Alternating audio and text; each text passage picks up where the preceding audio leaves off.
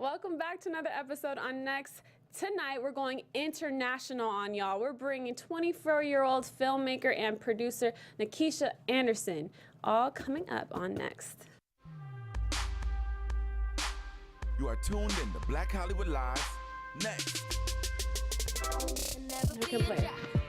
Now it's the widescreen. So we're there.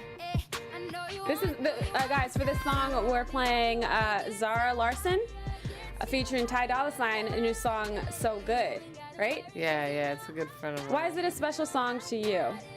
Because it's so good, and it's a good friend of mine. Where is she from? She's from Sweden too, so I just wanted to represent, Swedish people, We're collaborating with, the Americans.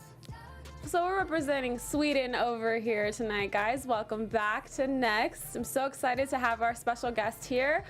Before I introduce her, I'm holding it down tonight. Thank you guys for tuning in every night, 6 p.m. on Next. Make sure you follow us on Instagram and Twitter at BHL Online. I'm your host, Rheina Ale. You can find me on Instagram and Twitter at Rheina_Ale. And then we have our guest tonight. Like I said, filmmaker and producer. You can see her work all over the internet. Started her career at 16 years old, now at 24, just killing the game in filmmaking. Nikeisha, welcome to Next. Thank you so much. Thank you for having me here. Can you tell our viewers where we can find you on social media? So you can follow my Instagram. It's Nikeisha, Nikeisha Andersson with 2 S. With 2 S's, guys, Andersson. Yeah. First off, we have our little bangs going on, except she's braided and I'm not, but it's okay. I might braid myself next time. You're so pretty, though. Thank you. So, what brings you back to the States right now? Besides our show, obviously. I know you flew back here. I know.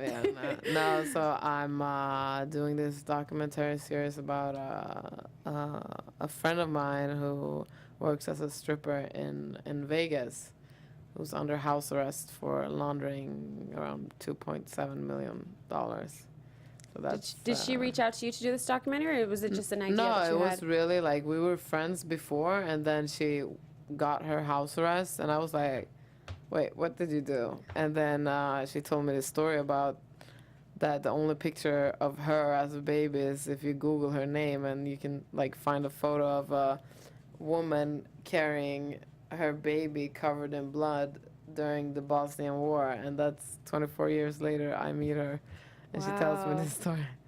So, but my producer is Swedish too, but she lives out here, so we kind of like, we kind of like got the budget and everything in like 2 months, so we were like, okay, let's just do it, let's just go. Freaking do it. Yeah. So, wow, we're starting off with a bang already. So, talk about your career. You started your career at 16 years old. Now, most 16-year-olds, they're trying to, pass math class. I know I was having a lot of trouble with, I think it was algebra at the time.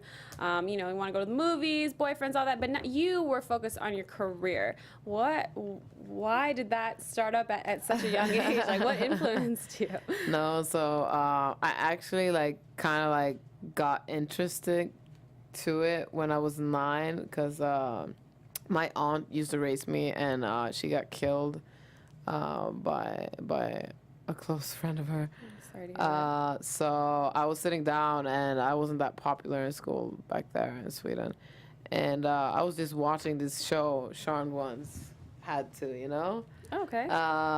And I was starting to laugh. I was 9, and I was like, why am I laughing? Like, I hate my life right now. I want to die every day.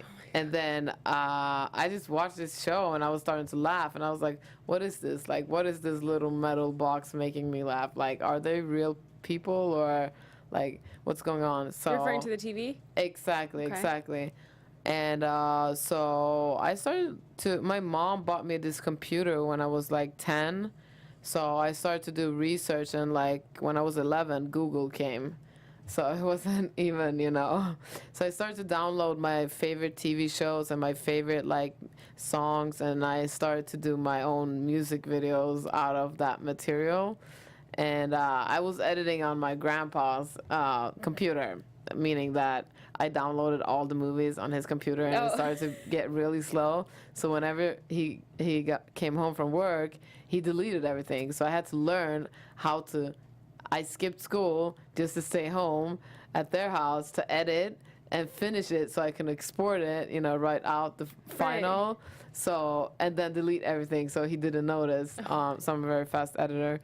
And then when I was 14, I met a friend of mine. We started to film like with this Super 8 film and 16 millimeters, but I didn't study it. Like I studied extended physics, natural science. Wow, and now you're a filmmaker. So, but when I was 16, I kind of like, damn, I can't go through with this. So I locked myself in for 2 weeks and was just like, what should I do with life? And I quit all of my jobs. I had like 3-4 jobs. I had my own apartment, and I saved like 2 rents. And I was like, okay, I don't know how this is gonna go, but I have a computer and I have a camera. So if I end up on the streets, I'm good because like I have my stuff. So I quit all of my jobs and I changed school to media school. It was like the last year in school in Sweden. Okay. We have a different system, and after when I paid my last rent, I was like, damn, like now it's going down because I don't have family in Sweden. So I was like, damn, it's going down now. And then me and my friend did this flash mob for children in Africa, the Shakira track. Yeah, Waka Waka. So we gather up, and we thought it would be like 100 people, but it came like 800-900 people doing the same dance. So Sony Music contacted us and was like, so who filmed this? Because I thought my friend was getting the job because she was like this popping photographer and everything. She was a photographer. You were recording everything. Yeah. Okay. She was like taking like stills. Okay. But I was just like doing film. I didn't even know my title, I didn't know anything because I didn't study it. So I couldn't like, what are you? Like, editor, filmmaker, I don't know. But then Sony Music was like, who did this? I was like, I told you I was going to do it, And so they asked me for 3 free jobs, no payment. And after that, like, I delivered, But after that, I was like, damn, like, you're making money out of me now. And I need to pay my next rent. So I told them that I said, no, I can't work for you for free. So they didn't call me, and it was about time to pay my rent, And I didn't have any money. And I was like, damn, did I sacrifice my whole life right now? But then it was like 1 week before I was going to pay my rent. They called and told me that the CEO wanted a meeting with me discussing future and salary. And I was like, look at God. Yeah. So I was there for 2 years, and then I started because I like marketing too. Like I like working, like I like making a small thing big, like reaching out to people. So I started working with this marketing company, and then it was boring, but I got like 5 nominations in the world's greatest international marketing award thing. Humble brag. It was boring, but I got nominated. That's awesome. So you have a great story behind you. I mean, you talked about how some shows caught your eye and you were interested and you wanted to do your own. What type of shows were they? Was it cartoons? Was it just reality shows? Like what type of shows caught your mind and influenced you to start editing? Was basically the charmed ones.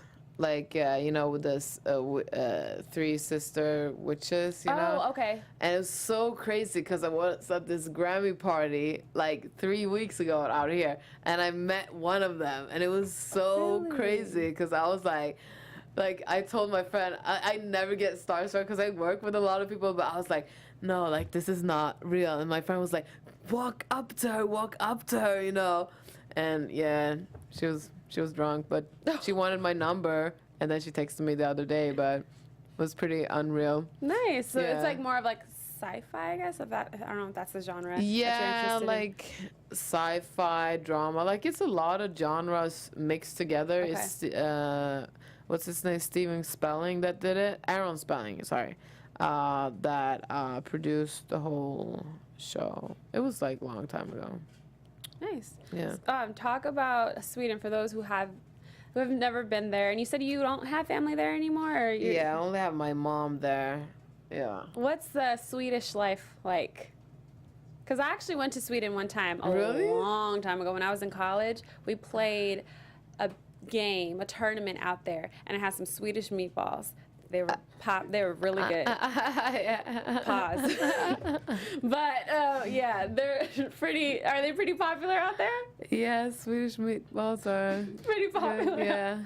Let's move on. No, but how's Swedish life out there, anyways, as a whole? I mean, like, out here, like, a lot of good, like, there's a lot of good music exports from Sweden. Like, Max Martin is from Sweden that produced Katy Perry, Red One, Lady Gaga. You know, a lot of, like, in the production of the music is, like, Okay. very successful.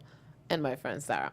Anyways, but like, we have this saying that, like, Swedish people, they're okay with average. Like, they feel comfortable with average. So Explain that. What does that mean? meaning that you usually don't take that big of a risk to reach something that you want to do. You know? And so that's kind of hard. That was kind of hard for me growing up because, like, when I was, before I changed school, my teacher, I will never forget it, he was like, Nikeisha, you can't do something to 100%. You have to do something you don't want to 50% and something you want to do to 50%. You know, that's life. And, like, 5 minutes after that, I went to the principal. I was like, you can write me off school right now. And so that's, like, you know, people accept more things. Like, they accept their life more, you know? And I'm like that too. I mean, like, if I miss a bus, I'm not even gonna look at the time because I know I need to go somewhere and I know I need to take that bus. But I mean, it's a good country to live in. It's safe. You know, if you don't have a job, you can get money from the government. You know, you get a small amount of money to go to school. You know, like, Nice. yeah. So you have, and the healthcare, if you pay, you know, That's really good. if you pay, like, when you reach up to $90, you have a whole year for free of health care. Yeah. I'm living in the wrong country. And that's why, you know, that's why I think they're okay with average because we're comfortable there. Okay. So, like, for me going out here, it's like a whole different thing, you know? It's like, Do you feel like coming to the States, it's more of a challenge for you for your career? not Positive really. challenge, though, like pushing you towards your goals, or how do you feel like the U.S. has influenced your career? I mean, like, I'm surrounded by, like, very good people out here. Chuck, Nitty. Anyways, like, my mentor, Jonas Åkerlund, lives out here, and he did the Beyonce Lemonade music video. And I have, like, good people out here that, you know, I really appreciate because they look after me. Mm-hmm. And I'm pretty young, you know. I have like many years to live, but I know that I'm in the position of actually talking for and inspiring people that are in my age. Like, cause Absolutely. you know, you can just go out and do whatever you want. Like, as long as you're positive and honest with yourself and respect other people, you know, your karma will be on your side, you Right. know? And so not really a challenge. I'm like, my friends has always, like, been telling me, like, move to LA, but I wanted to be done in Sweden. I wanted to do things that I have reached a level that I can't do anything more there. I can't top myself there. Like, Okay. you know, so that's why I feel more comfortable moving out here now, because there's not a single thing that I haven't done in Sweden. Right. And So- not to sound cocky, but No, no, that's Yeah. awesome. So moving to LA in the U.S. and over other cities like New York and Miami, you think LA is the place for you to be within your career? I mean, I love Vegas. I love Vegas because, like, I think it's like you can either be at the party or you can chill home and just stay calm, you know? And it's like 40 minutes with a flight over to LA. So if I have a meeting or if I have a shoot, I could just fly over, you know? Yeah, I love gambling. I love gambling. Oh, so bad. But it's really like I've always been a loner, you know? So here it's like a lot of people, like, you know? It's congested. Yeah, a lot of people. You know what I mean? And same thing, I was like working for Absolute Vodka in New York for a very long time. And it was also like stressful. And I'm very like, you know, calm, low key, laid back. Yeah, and I don't even smoke weed, you know? I mean, no, I get that though. I mean, people in LA, New York, we're all fast paced, and it's like for someone who's just really laid back, it's like a little too much. I can understand. Before we get into some more details about your career, let's watch a clip of your reel. It's an old one. It's an older one. The newer one is coming. Old. Oh, this is still good.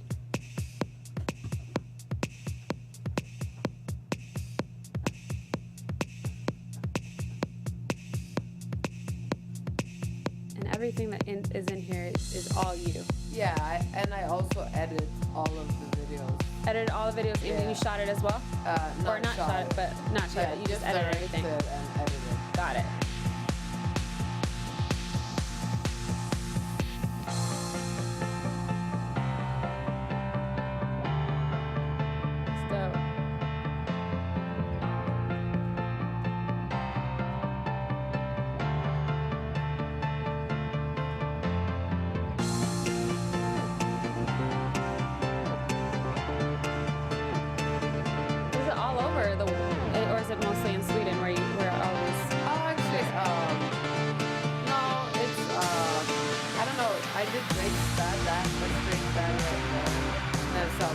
From Europe and, you know, different. I mean, wow. That was cool. And you said your newer one has even better stuff than this? Because I thought this was pretty... No, that's old. That's old. So that's... You have something... When is that one? When's your new reel coming out? I just did my first feature film for the cinemas in Sweden. And I did an installation in a museum. So I've been working, like, parallel with those projects. And then I've done some music videos, but that was like, I edited that actually 2 years ago, so it's like really old. Oh, okay. And I've been focusing a lot about like on my feature film and this whole installation, since it's gonna be there forever, so I don't wanna. Okay. Bad up, you know. Gotcha. We saw you mentioned Drake's dad. Yeah. Dennis Graham. Yeah. What was like working with him, and how did he come up into talk to you about his projects? So I was basically with some girls going to some kind of like house party at Drake's house. In Sweden? No, here. Oh, okay. And like we in Sweden, like we drink a lot. Okay. So I was pretty drunk. Okay. And sometimes when I'm drunk, I smoke cigarettes. And I didn't have it. Like, I smoked my last cigarette before we went into the car. And so we got to the house. I was like, this is too much for me. You know, this is like, I don't know anybody out here. I don't know, like, it was like A$AP Rocky, Drake, and and I'm like, I don't really listen to music. Like, I listen to one song 50 times a day. You know what I mean? Like, right. So I don't really, you know, I'm not like, oh my God, you know. So I was just like on the search for my cigarette, you know. I was like, I need that. Sorry, Dennis, for telling everybody you're smoking. But anyways, so there was this guy that was like, yeah, that fellow over there, he has a cigarette. And I was like, can you ask him for me? Because I was like, I was so messed up. And then he walked up to me. He was like, yeah, sure. Do you mind if I join you? And I was like, well, yeah, sure. And then I was sitting down. I was like, listen, like, don't even mind me, like, because I'm so drunk right now. And he was like, ha, ha, ha, I'm so high right now. I don't even know my name. Oh my gosh! And who was? So- And this was. So I was sitting and talking to this old fella for 4 hours, and we were talking about everything, like my like opinions about society, like science and everything, you know. And then after a while, I started to sober up, you know, and I was like, wait, I'm sorry to ask, but like, what are you doing here? And he was like, oh no, I'm Drake's dad, and I'm like, I'm going home now. Like, I'm going home now, you know? And then after that, I got a text from him inviting me to Drake's house to show them some of my stuff. But this was like almost 6 years ago. So I've done much, you know, but I didn't have anything that was like, that I felt comfortable with showing. But I was like, okay, anyways, I will just like edit a reel. So I was sitting in a taxi and I was like, how do you edit a reel on a taxi cab ride from? Yeah. How long was that ride? Like 30, 40 minutes, and I was stressed out, and I was like, and I was so nervous. And then when I got to the house, like Drake over, like, nice seeing you yesterday. I was like, yeah. And I was like 19, and then like Dennis and some other dude was watching, and Dennis was like, I'm releasing a song. You should do the video for it. And I'm like, you know, I don't really take things serious because I never expect anything from life, you know.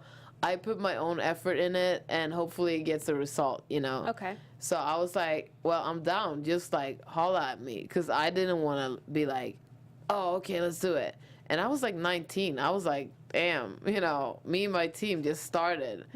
And so he was like texting me after I went back to Sweden. He was like, okay, so when are we doing it?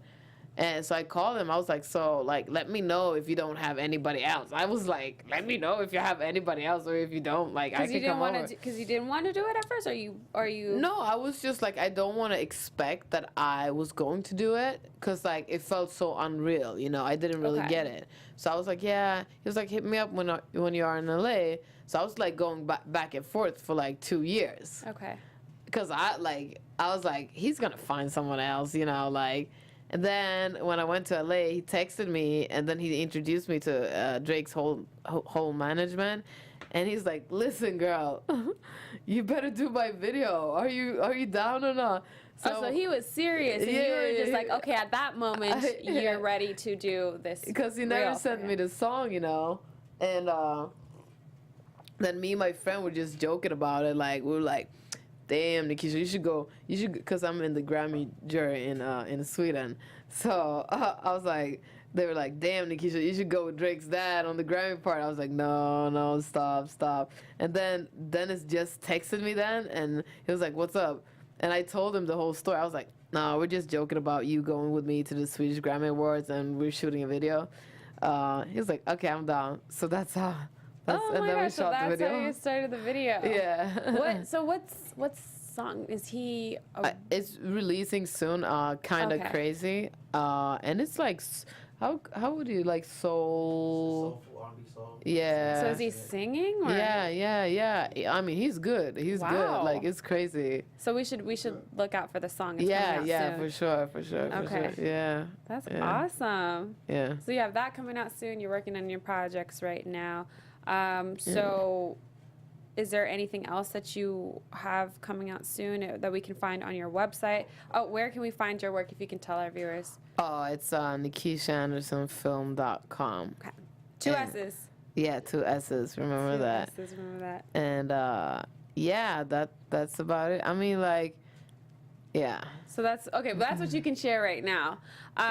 So if you were to be approached by someone who's an aspiring filmmaker or editor, what pieces of advice would you give to that person? Don't listen to anybody. Do exactly what your gut tells you to do.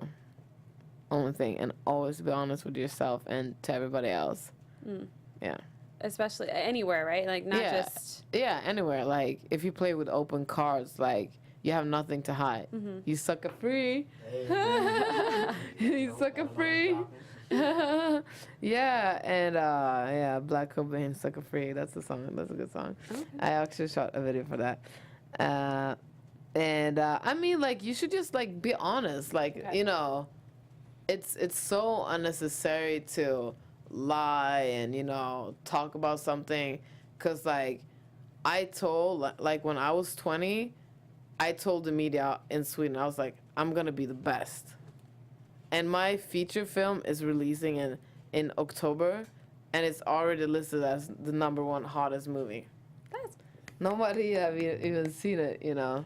that's awesome. So I mean, like, as long as you decide and play right, like just be real all the time, like, cause you will just have a headache if you lie about something and then somebody questions you and you'll be like, oh, okay, just like, if you have your talent and if you know what you're doing, you have nothing to hide. Right. And also an advice for like people that just started out, don't be greedy about the money. Like, cause you don't have a reference to show me that I would give you a responsibility to have $100,000. Okay. You know what I mean? Like, where's your resume then? So like, everybody has to grind, you know? Right. And once you're up, you can, like, when you have your resume, be like, hey, I want that Here's what $100,000. Yeah, Yeah. So what does it take for Keisha to say yes to a project? If someone approaches you like, yo, I want you to do my video, what will take you to besides if the money is involved, what would take you to say yes? I mean, I'm very spontaneous. Like, with this documentary series, it was really a joke. Like, it was like we were joking about it, and then it got stuck to my head, and I was like, damn, like, okay, I want to do it. Like, I want to do it now. And then I didn't, like, I was like, okay, let's just do it. I'm just gonna find a way. Like, for music videos, not like, it's if I feel the song. Like, honestly, if I feel the song, I will be down. And then, like, if I feel the song, but this guy is like, oh, I want to animate shit in the video, I'll be like, okay, animation, I'm sorry, you guys, but it costs hell of a lot of money. Yeah. And that's, like, not me, you know?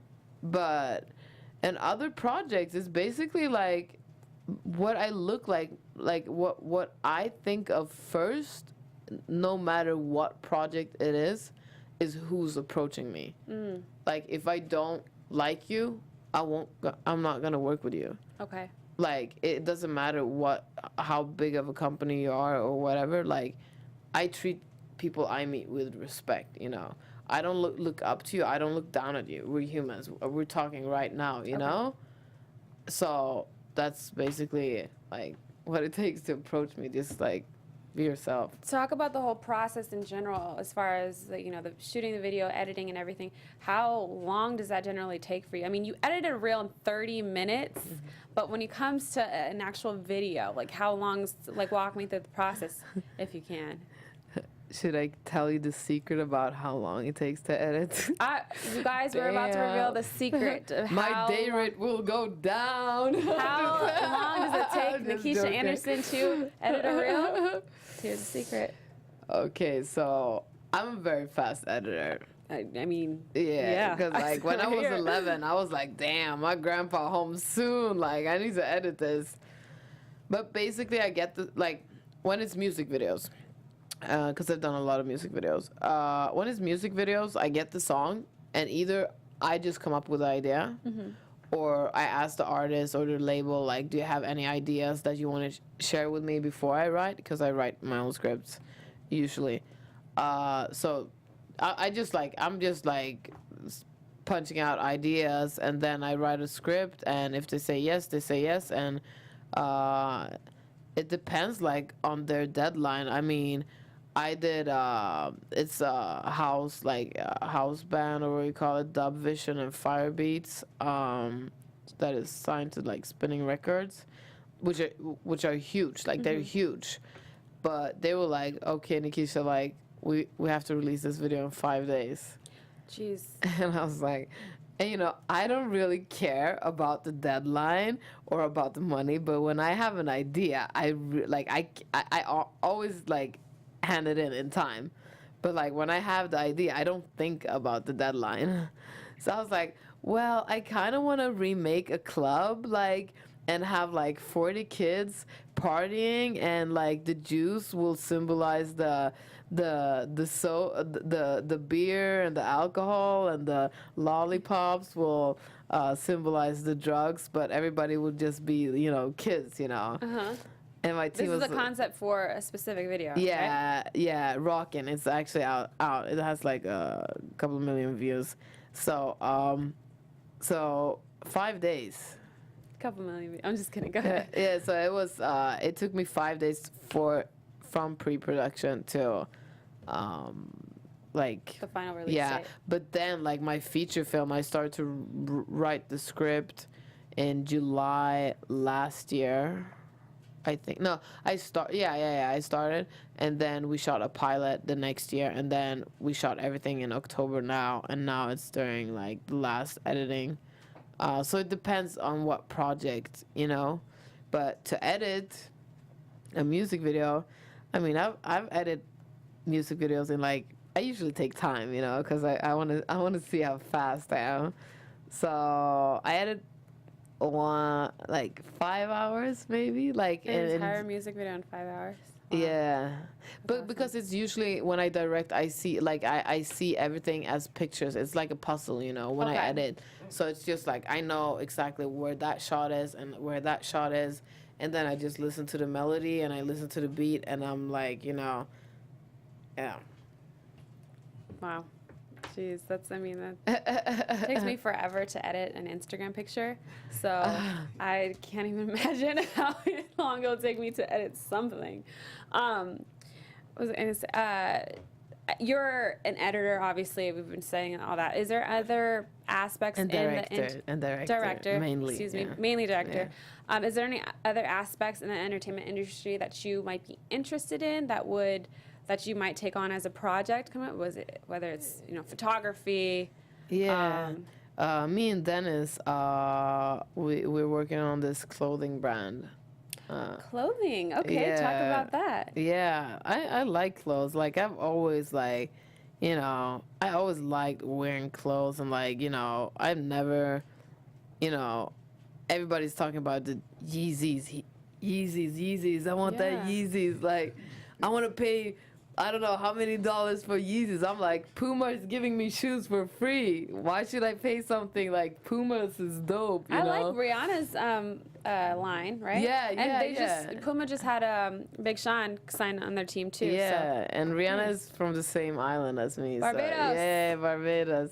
So, but I mean, like, I've never really, looked at brands because I have somebody that does that for me. But You have a stylist? yeah, I have like a what was her? She has a title, but I always forget it. But she's like my brand manager. Okay. So she kind of like communicates with the brands. Like, for example, Tommy Hilfiger gave me this, and Puma got me some nice shoes and an outfit. So she's kind of like the communicating, like, Okay. so that, because she knows I don't know any brands. But I've always liked wearing like comfortable, but sometimes I like to like wear a dress or whatever. But it's I heard this real cool quote from Kanye West that we limit ourselves so much. Like with the Yeezys, they're expensive. Mm-hmm. They're expensive. Okay, we all agree on that. Oh yes, absolutely. Imagine how many kids in school, like, that really like gets bullied not to have Yeezys. You know what I mean? Right. It starts from the very first, when you start school, people gather up. Like, I mean, like, I think some kids are like, I was bullied in school, so I know like kids can sometimes be mean, and for me, to start a brand, I want it to be for everybody. I want it to be like, even if it's a guy shirt, like wear it as a dress or something if you're a girl. If you think it looks cool, why shouldn't you be wearing it? So like affordable and comfortable type is your, is your style. Yeah. And I mean like we have some ideas of doing like exclusive, you know, that has a higher price, you know, but mainly like, you know, a cool streetwear that you can be at home, you know, comfortable, but you can still be at the club looking fly. Right. You know what I mean? I like that. Yeah, so you can wear something and you could be like, you look bomb when you walk into that club. Everybody will be like, hey, what's that? You know? Well, let me know when that line comes out. Yeah, because that's kind of me. Like, I will send you some outfits. I promise. Okay. I promise. I have it recorded too, so I'm gonna edit that piece and I'm gonna send it to you and say, hey, look, what is this? Yeah, I heard. Otherwise, I'll probably get sued. You Americans sue each other here and there. No, I'm just joking. No. No, I will send you. I promise. Okay. Oh well. Unfortunately, that is our show for today. I mean, we've learned so much about you. Thank you so much for coming in, and we're going to look forward to your videos and this clothing line we got coming up soon. So, guys, make sure you follow Nikeisha Andersson on her social media pages, which she'll share in a minute, and also her website, NikeishaAnderssonFilm.com, 2 S's. Can you please share your social media handles so we can follow you? So, it's Nikeisha Andersson, Nikeisha Andersson with 2 S. With 2 S's. Yeah. And I'm your host, Rheina Ale. You can follow me on Instagram and Twitter at Rheina_Ale. Follow all things Black Hollywood Live at BHL Online on Instagram and Twitter. Also, subscribe to our YouTube page. Comment, share, spread our interview around the world. Sweden, we love you. Tune in all the time. See you guys next week.